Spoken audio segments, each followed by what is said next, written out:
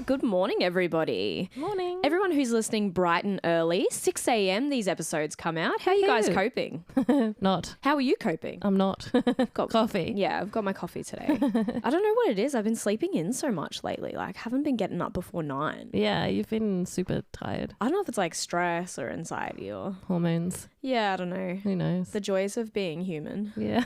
I don't know. All these things happen and we don't know why. It's fun. Anyway, guys, today we actually prepared this episode around Mardi Gras. Yeah. And we just haven't been in to record it yet. But it was a case of how much do we actually know about the history of LGBT community and everything that has kind of gone on in the world, and what do we know about individual countries, and do we know where it's safe to travel, and do we know all these things? So Lauren and I thought that we would put a quiz together. So we're going to quiz each other, but it's kind of just like educational facts and see how much you guys know. Yeah, you guys can play along because I honestly have no idea. I know that I am very uneducated when it comes to this, and I think that's why this episode came about. Yeah, and I think I will also be the first to admit that this is as submerged as I've been in the gay community doing this podcast. Yeah. Before that, I've kind of just like skated around the outskirts and I was like, yeah, I'm part of the LGBT group. Alphabet Mafia, yeah, but I haven't... You haven't involved yourself or immersed yourself Yeah, fully. bands that I've been in have played at like Pride events and Big Gay Day and stuff, but we never really like submerged ourselves in being advocates for people or rallying. And I think, you know, those things are obviously extremely important if you want to do that. I guess I've just never been one of those people. And so together doing this podcast, We have that this sort of is platform now. yeah, this is our advocacy, and this is us doing it in our own way and, you know, trying to give everyone a voice like we say every week. Yeah. But yeah, let's kick off this quiz and see how much everybody knows. And, you know, don't be feeling some sort of way if you don't know the answers to these questions. I mean, hands up, because we both just said we have no idea. I literally learned everything by writing these things down. Yeah, I had same. no idea about most of this. Same. But that's why it's important if we want to learn more about our community and what our rights are in different places that we're going to travel to potentially. I think also where the community has come from, how far we've come, and how far we still have yet to go. Yeah, and that's always going to be a thing. Yeah. So yeah, let's kick off. Do you want to start, baby? Sure. This is one for you, obviously. Who was the first ever... Who else is here? Ghost. Who was the first ever drag queen in the 1860s? Queen of drag. Ooh. And no, it's not who we all think of. In the 1860s, I know RuPaul jokes about being a dinosaur, but he's not that old. He's 63, actually. We looked that up the Yeah, other we day. did. Look, I would have said it would have been... Is it Australian? They're clearly not Australian. No, and I honestly had no idea, but this is like a very historical... Wow, 1860. Yeah, and obviously RuPaul's taken the Queen of Drag. Yeah. But I Being mean, from everyone that. starts somewhere, right? Yeah. So, okay. I had no idea who this was. So Okay, yeah. You won't. Lay it on me. An African-American born into slavery named William Dorsey Swan. I've heard that name before. Have you? Yeah. I and haven't. It might have been in a true crime episode I was listening to about drag queens. Oh. So he actually was the first person in the United States to lead a queer resistance group. That's wild to me for the 1800s. Yeah, I'm definitely sure that I've heard his name been dropped before. Maybe in Paris is Burning or something they make reference. Oh, yep. Yeah, so that was the name again. Say the name again so everyone knows. William Dorsey Swan. Okay. Yeah. First ever drag queen. First ever recorded. recorded drag queen from the 1860s, Queen of Drag. Wow.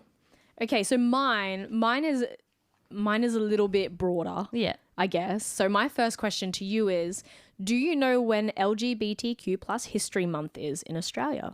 June? July? No. October? Yes. Oh. It's in October. You were just going to rattle off all the months until you hit one. Birthday month. Birthday. Yeah. Woo, Pride month. You little gay baby. Such a gaby. I actually did know that, I think. But I think because... In America, it's June, right? Yeah. And we've been talking to our American friends. We've been talking to all our American friends, and we'll be having We're going to do a June coming Pride up episode for them. Yeah. for them. So I think that's where I got confused. But okay, Australia's October. Gotcha. October. Everybody, put it in your... Calendar. Yeah. This one sort of goes back to the drag scene. Where does the term drag queen come from? I know this. I know you know this. So back in the, I don't know what the year, it's probably 1800s to be fair, women were not allowed to act in theatre productions. True. So men had to play those feminine roles. And so back in the day, when men used to dress up in the female costumes, it was called putting your drags on. Yeah, literally. Yeah. Good job. So I'm really proud that I knew that. you should be, but very, very close. It was the 19th century. Oh, okay. And again, theatre slang, sensations of long skirts trailing on the floor, men dressed as women. Exactly what you said. Putting on your drags. Putting on your drags. All right, my next question for you. This one is a little bit more hard-hitting and I have some facts to follow it up like your last question. Okay. How many countries approximately still criminalize homosexuality? Oh, I'd say there'd be quite a few. There's a lot 60. more. Really? Yeah, Oh, shit. 68. Oh, wow, shit. Yeah, so as of April 2023, 68 countries still criminalize homosexuality in the world. Most of these countries are in Asia, Africa, and the Middle East, of course. Middle East, yeah. So in 11 of these countries, it is actually still possible to receive the death penalty for any private, consensual same-sex relationship or activity. That's terrible. These countries, the 11 countries, are Iran, Northern Nigeria, Saudi Arabia, Somalia, Yemen, Afghanistan, Brunei, Mauritania, Pakistan, Qatar, and the United Arab Emirates. That's so sad. So this is kind of good to know if you're traveling. Yeah. You need to know where are the safest places to be yourself, and where obviously we live in a world where we shouldn't have to hide, but when it comes down to our safety. Yeah, I think unfortunately there's places where, you know, say you and I would go and travel, you're not allowed to hold hands or be affectionate or anything. I think it's important to arm yourselves with the knowledge so that you know where is safe to be you and where is not. It's true. Yeah. And yeah, it's quite shocking, really. Off the top of my head, I'm not very geographically inclined. Well, I don't know a lot about geography, and everyone who knows me will laugh at that. But you get that from your mother. Yeah. I don't know how many countries there are in the world. It's over 100. I know that much. Actually, as of today, there's currently 195. Yeah, so out of 195 countries, 68 still criminalize to people just wanting to love each other, like consensually love each other. Wild. It's sad. Knowledge. It's sad. Why does someone's happiness affect you? And yet, you know, there's still so much war. This is just the one thing I will never get is people will put war ahead of love. Yeah. And that is ridiculous. That's stuff. That's the world we live in. It's really sad. This is going back, but we're heading to Australia now. So for some reason, I went all around the drag scene. Oh, I love that you did that. Because it's like the pop culture aspect of the gay community. Yes. And I think that's what I love the most is that people that aren't open to the queer community, the gay community, shut themselves off to so much creativity and so much love and so much laughter and so much comedy. Yeah, exactly. So this was, who was the first drag/trans celebrity in Australia? This is, I'll give you like around 1970s. So it's hard to tell. And apparently they did drag first and then came out as trans later. Okay.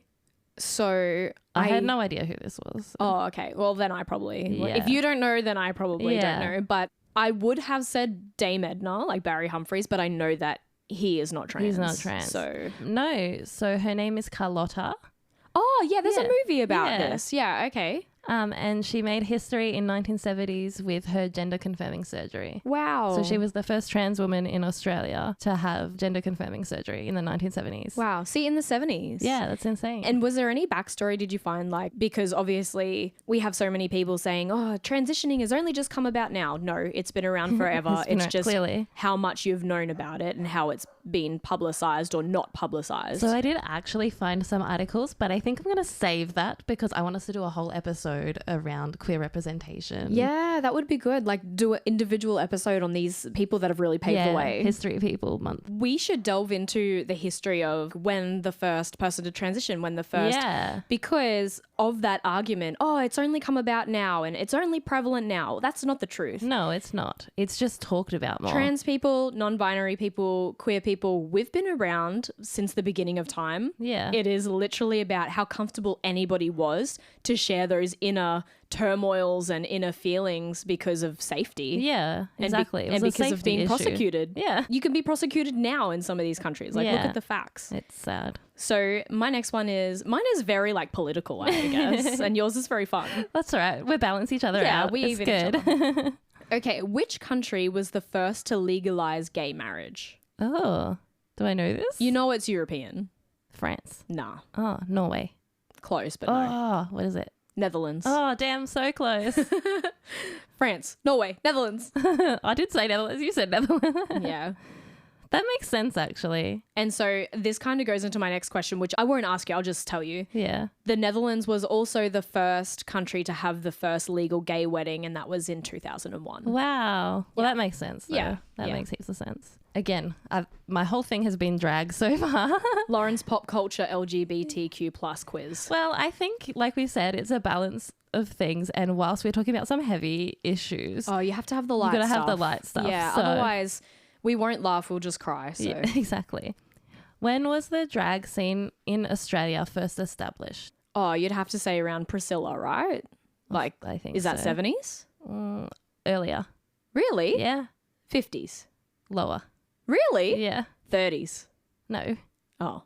I said lower, not. Yeah, lower than 50. Oh, sorry, I meant higher. 60s. Yeah, 1961 in Sydney. Wow. Okay, cool. Yeah. Okay, I'm still going on my political rant, obviously. These are all political. Yeah. That's all right. So how many countries have currently legalized gay marriage? Not a lot. Well, it's more than I thought, maybe. 20. Nah, more than that. Oh, 50. 30? 50. Nah, there's less than 50. 30. Yeah, 34. Oh. So as of records shown from June 2023, 34 countries have currently legalized gay marriage. And Australia was very slack and slow. Yeah, but we're still ahead of all those countries that would still give you the death penalty at least. So That's true. small blessings. That is true. Small blessings. This is an easy one for you, and I think hopefully you would know this. You might not know the date, but you'll know Okay. something. When did drag become mainstream? Drag become mainstream when RuPaul... RuPaul is part of the answer. Okay, so RuPaul started Drag Race in 2000 and... Is it a single digit? Mm-hmm. What's he up to on USA? Season 17. So Yeah. 17 years ago. So what would that be? 2002. 2009. I was going to say 2009. I thought you were. I was like trying to telepathically tell you. I was taking too long. I was going to do the maths, but I was taking too long. Should have gut feeling it. Yeah, well. What date was gay marriage legalized in Australia? Oh, I can't remember the date, but I know it was in 2017. Yeah, it was December 9th. Oh. Yeah. I did know that actually. I remember that because I was actually in LA at the time. Were you? And I woke up to the news that it was legal in Australia now. And it was like, we had this little celebration. It was fun. That's cute. I love that. Oh, this one was a little bit political for me. Oh, you're coming over the line, I came are you? over. I did. What year did the Stonewall riots take place? 1978. No. 1974. No. Oh, I was thinking when Mardi Gras started as a result of the Stonewall riots. No. I don't know. Tell me. 1969. Cool. So, and what was the Stonewall riots? So the Stonewall riots, also known as the Stonewall Uprising or Stonewall Rebellion, were a series of protests by members of the LGBTQ community in response to a police raid that began early morning hours in 1969 in Stonewall Inn in Greenwich Village. And that's in New York, right? Greenwich yeah. Village, yeah. And basically it was just to start a gay liberation, a gay movement that queer, trans... Yeah, that we exist and that we're we here. exist, And that we have a life too, that we're allowed to be. And it lasted for 6 days. wow. So that's a long time to be held up, like protesting. Yeah. Yeah, wow. But these people They helped... fought for our community. They fought Yeah. for our rights. And now we've made such a huge progress. Yeah. Still a long way to go, but such huge progress thanks to these people. Well, thanks to everybody who helped pave the way for the next generation of queer people to feel okay. And, you know, we still have so many people in our community paving the way. yeah. So I guess thank you to so many people who, you know, risked their lives. Yeah, essentially. I Because- think that's what people forget. People forget that, you know, yes, Mardi Gras is a massive celebration and everything, but people forget that it's not just a party. Yeah, it's not a party. It's not a party. It's actually quite a serious thing. It represents the journey that people had to go through to get to this place where we can walk down the street holding hands with our partner. Yeah. And where we can feel free. Not be thrown in jail. Yeah. You know, I mean, there's still the fear that we can come up against violence. That fear is diminishing a little bit every year, I suppose, and hopefully it will continue to. But yeah, there's a long journey there that a lot of people don't realize. And I guess that's the thing that people don't get when some people come at you and say, where's the straight pride? Yeah. And like we won't get into that in this episode. I do think it would be interesting to do an episode on straight privilege. Yes, me too. Because I think that a lot of people that don't identify as queer don't understand what privileges they do have. Yeah. It is what it is. At the end of the day, it's how we move forward. Yeah. And it's how we just treat each other with respect. It's just respect. We're all humans after all. Yeah. All right. Sweet little history lesson there. Yeah. That's good because I didn't know anything about the Stonewall riots. I know these are things exactly why we're doing this because I don't know. No, well, we don't know. I'm staying on my political agenda. I'm glad that you joined me for a little bit. For a second. So what year did same-sex relationships actually become legal in Australia? And let me tell you, it was late. Oh. It was not early. Legal. Mm-hmm. Like you were alive. Really? So it was not that long ago. 1996. 1994. Oh, so close. So this actually... That surprises me. It raises some eyebrows for me because it's kind of like we have all these people that have obviously come out so early on in their life, and this would have been like say 70s, 80s, there was all the 80s panic about like the AIDS pandemic and all that kind of stuff, right? It was still deemed illegal until 1994. That's crazy. So all of these people who were openly out, or I shouldn't say so openly out because couldn't be. There's only so much open you can be when, your life is, I guess, threatened by society. Yeah, illegalizing your love for somebody else. It brings you back to the struggle that interracial couples have. Yeah. And, I can't believe that even that was a thing because people put so much emphasis on two people loving each other. It's just ridiculous. I could rant about it all day. It's just so wrong. That's so wild. Mm-hmm. That is wrong. So 1994, so it's like not that long ago. No, not at all. I'm like gobsmacked because I did not know that. It's literally 30 years ago this year. Wow. Yeah. That's my age. Mm-hmm, exactly. Holy shit. In which Taylor Swift song does she mention the GLAAD, glad. Yeah. Yeah, you need to calm down. Yeah. Yeah. I love that song because I love that line that's like shade never made anybody less gay. Yeah. For those of you who don't know what GLAAD is, that's the non-profit LGBTQIA advocate organization in the US. Yeah. Back to origin stories of us coming out. So all the way back to episode one.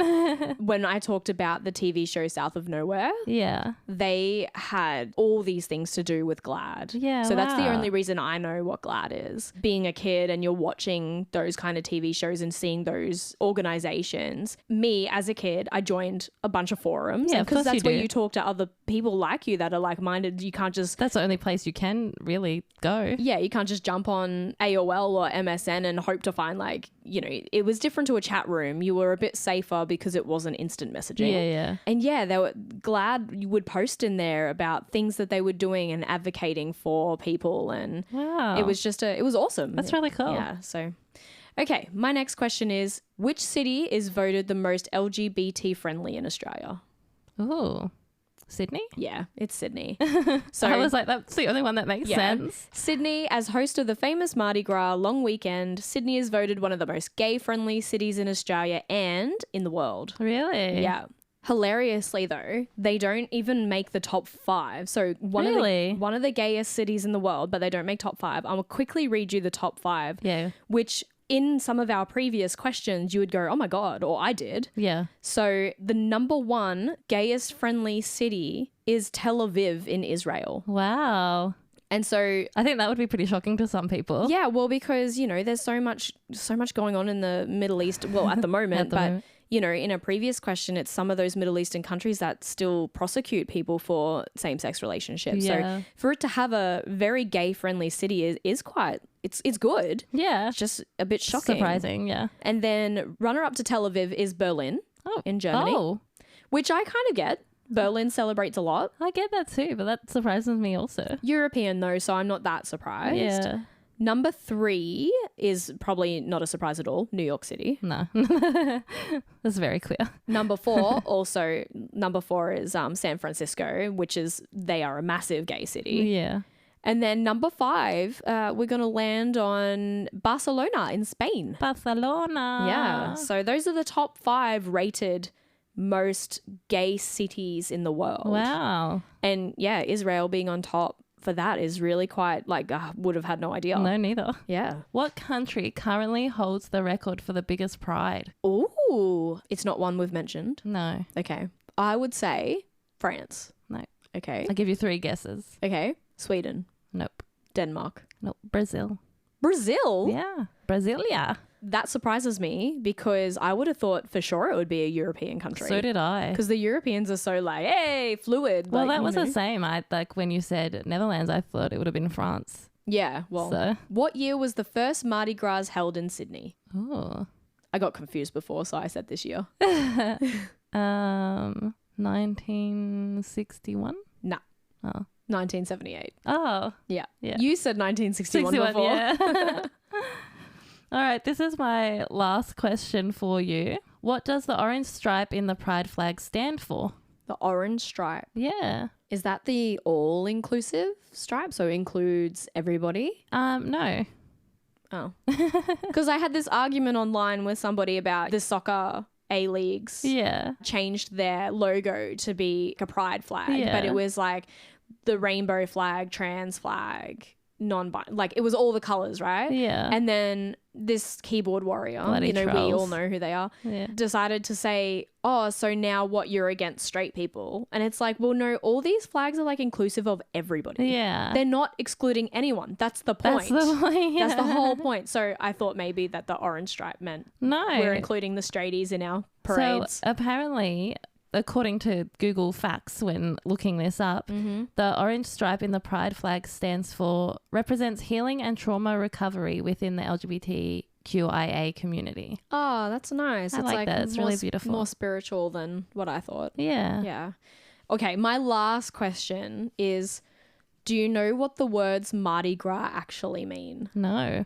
Okay, so the words Mardi Gras are actually French for Fat Tuesday. Fat Tuesday? Yeah, which apparently started as the beginning of Lent. Oh. So it was everyone would have this giant party to fill up on all this food before Lent. Yeah. Which is funny because it's a Catholic thing. Yeah. Fat Tuesday. That's hilarious. The reason that it's now changed over to be a giant gay parade is because Ron Austin, who is affectionately known as the godfather of Mardi Gras, really, he's the one who suggested that we should do a march instead of just a giant party, because obviously marching represents a political protest. Yeah. And so that would be a moving street party. So you don't just stay in one spot. Yeah. It's a moving street party, and that would celebrate the community. He essentially said that the party turned into a pride parade into a Mardi Gras somewhat accidentally. So then they started to... Accidentally? Yeah. So he said it wasn't intentionally meant to be called Mardi Gras. Oh. Some people just started referring to it as the same as that celebration they would do before Lent, because it was so big and so... the over the top. Yeah, so big, so over the top. And he, quote, said, "I didn't mean a Mardi Gras. I didn't have much idea what a Mardi Gras was. But here we are. We may not be celebrating a French Catholic origin of Mardi Gras, but we love our big queer Fat Tuesday parade." Oh, I love that. Yeah. So that's pretty interesting, because I was wondering for so long what the correlation was between a Catholic pre-Lent and Mardi Gras to a massive queer parade, and I guess that was the closest thing that they could. They should have just called it was. Big Gay Fat Tuesday. Yeah, Big Gay Tuesday. Big Gay Tuesday. Big Gay Fat Tuesday. That's so funny. So yeah, I hope you guys learned something. I know I definitely did. I had no idea about half those things. I was really blindsided by your questions. Oh, I didn't know. I didn't think I would know the answers, but I'm glad that you went in that kind of drag culture direction as opposed to what I did, because then we really balanced each other out. It was very interesting. It was very fun to learn, and I think this is like ongoing things. And obviously, as we have more guests on, they'll be able to help educate us as well as our listeners. Yeah, we don't claim to be experts in any of these things. Oh, we are not experts at all. We are literally here just to be a voice in your ear and hopefully make you feel happy on a Wednesday morning or evening or whenever you listen. Yeah. So. Anyway, to end off this week's episode, we are going to give you an outro by Cece, and this is her song featuring Orson Randall, and it's called She's on Top. I hope you learned something. Me too. I know that I learned something. I sure did. And remember to stay gay, motherfuckers. And the angels and demons inside of me start to agree. That's how it goes. Whenever we're alone, I could almost call it home when she's on top. Thanks for joining us on another episode of Just Gay Stuff. Make sure to follow us at Just Gay Stuff Podcast on all your socials and write to us with your stories at justgaystuffpodcast@gmail.com.